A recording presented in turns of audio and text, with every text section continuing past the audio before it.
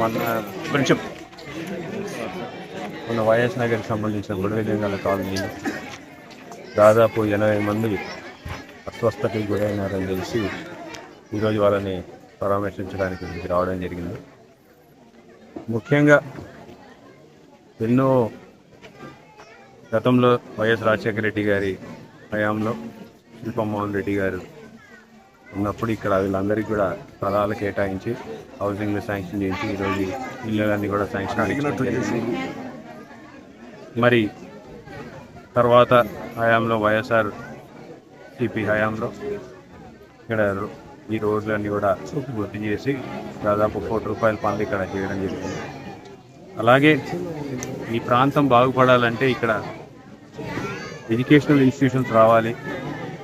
ఈ చుట్టుపక్కల కాలేజీలో అలా వస్తేనే ఈ ప్రాంతం డెవలప్ అవుతుంది అని చెప్పేసి ఇక్కడ ఉర్దూ జూనియర్ కాలేజ్, తర్వాత హాస్టల్ ఇవన్నీ కూడా ఈ ప్రాంతంలో తీసుకురావడం జరిగింది. మరి నిన్న పెళ్ళికి వెళ్ళి అక్కడ నుంచి కొన్ని భోజనం తీసుకొచ్చి తిన్న తర్వాత కొంతమంది అస్వస్థకు గురైనారు అంటున్నారు.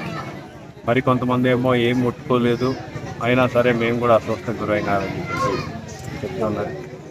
మరి కారణం ఏంటనేది తేల్చాల్సిన బాధ్యత ఈరోజు ప్రభుత్వం మీద ఉంది, అధికారుల మీద ఉంది. మరి దగ్గరగా 3 రోజులు అయింది, ఇంకా ఇప్పటికి కూడా 10 నుంచి 15 మంది ఇంకా హాస్పిటల్లోనే ఉన్నారు. మరీ ముఖ్యంగా చిన్నపిల్లలు కూడా ఈరోజు తీవ్రంగా ఇబ్బంది పరిస్థితుల్లో ఉన్నారు. మరి ప్రభుత్వం తక్షణమే స్పందించాల్సిన అవసరం ఉంది. మరీ ముఖ్యంగా దీనికి కారణం ఏంటనేది కూడా తెలుసుకోవాల్సిన అవసరం ఉంది.